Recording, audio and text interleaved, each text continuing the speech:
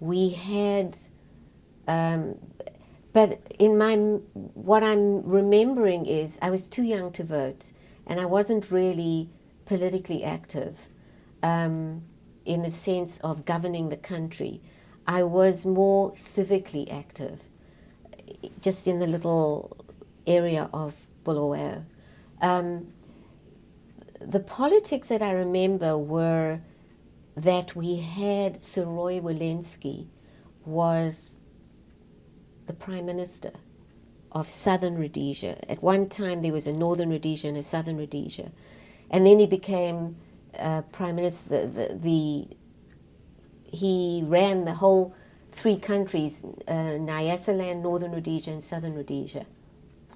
I don't remember if his title was Prime Minister or Governor or whatever. He was Jewish, or he had Jewish connections. I think his mother was Jewish, his father, I don't remember, but there was pride in that, in the fact of that. And then we had a Jewish member of parliament, and he was a great source of pride to the community. And he did a lot of good things. At the time when he was a member of parliament, in my awareness, the country was on track to being a one-man, one-vote egalitarian society. And then I don't exactly remember when it was that the party who wanted to keep the whites and the blacks separate came into power. I'm thinking it was late 50s, beginning of the 60s, and I was already getting ready to go to high school and university. And that was when the turmoil started, because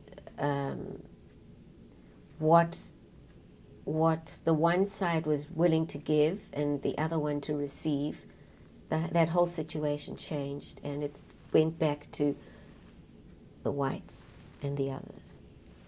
And that's when derailment of the country really started, in my opinion. I don't ever remember voting as a Rhodesian, because I went to university in South Africa when I had just turned 17, and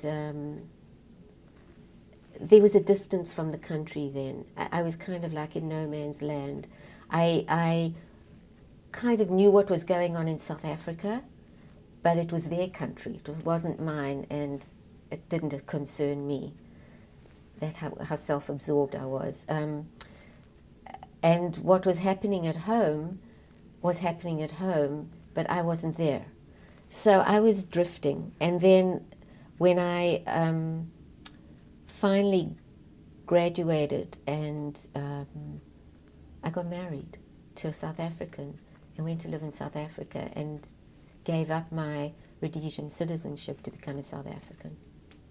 The only thing I'm saying about Bulawayo now is out of the ashes, the phoenix will rise. And I have to hold that because I